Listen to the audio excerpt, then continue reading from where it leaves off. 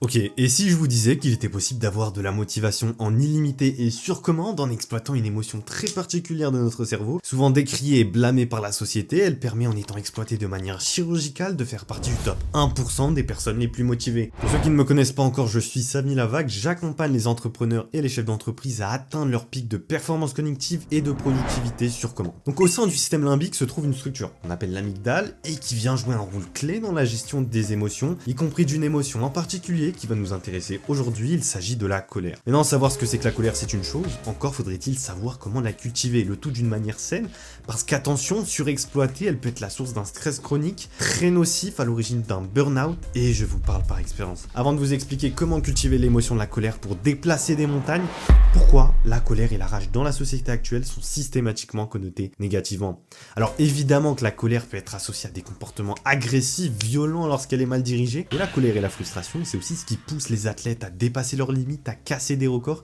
qui jamais auparavant étaient crus physiquement possibles. C'est également la colère qui a permis aux Français durant la Révolution française de l'emporter, aux femmes d'obtenir leur droit de vote ou aux Indiens de retrouver leur indépendance après 2 siècles de colonialisme britannique. Et ça on le doit à une caractéristique fascinante de la colère qui est sa capacité à entraîner l'action. Maintenant, comment cultiver sa colère vers un objectif très précis? Premièrement, il faut comprendre que la colère biologiquement parlant est l'émotion initiatrice du stress.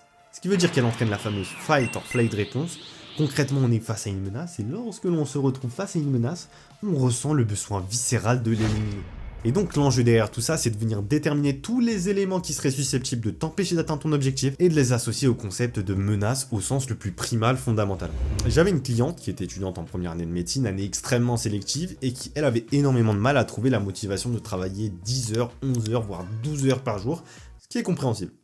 Donc elle me disait, je veux faire partie du top 300 du classement pour avoir une place en médecine. Et donc moi ce que je lui réponds, c'est qu'est-ce qui t'empêche de devenir médecin et qu'est-ce qui pourrait te mettre en colère?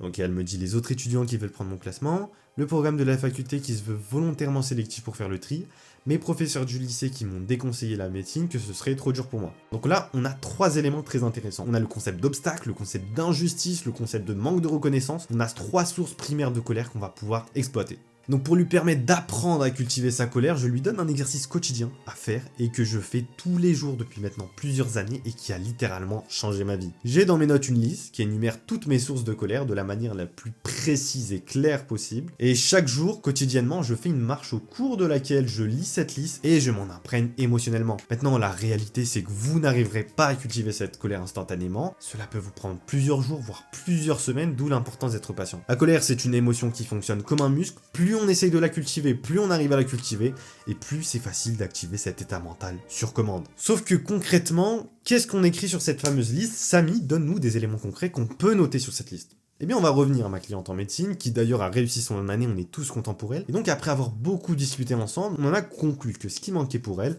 c'était de cultiver sa colère. Et donc, on a écrit ensemble cette fameuse liste, voici ce qu'elle a noté.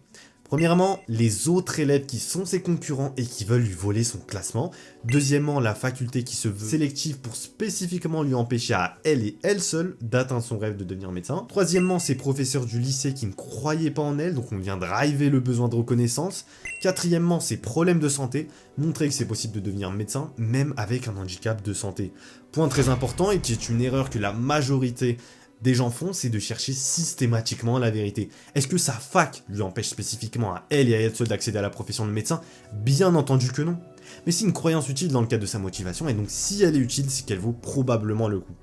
Sauf que même si la colère est l'outil psychologique de drive, de motivation le plus puissant du corps humain, vous devez être aussi conscient des dangers de sa surutilisation. La colère ou rage, penchant le plus extrême du spectre de la colère, induisent l'initiation du stress, ce qui peut mener sur le long terme à de l'anxiété, des troubles du sommeil ou du burn-out, cet état d'épuisement mental différent de la simple fatigue et qui se traduit non seulement par la fatigue, mais aussi par un désintérêt pour son travail ainsi qu'un sentiment de manque d'efficacité. Heureusement pour nous, il existe d'autres leviers et émotions qu'on peut exploiter en parallèle de la colère et qui permettent d'être productifs quasiment à l'infini. Ces autres leviers feront l'objet de prochaines vidéos, raison pour laquelle je vous invite à vous abonner pour ne pas les rater.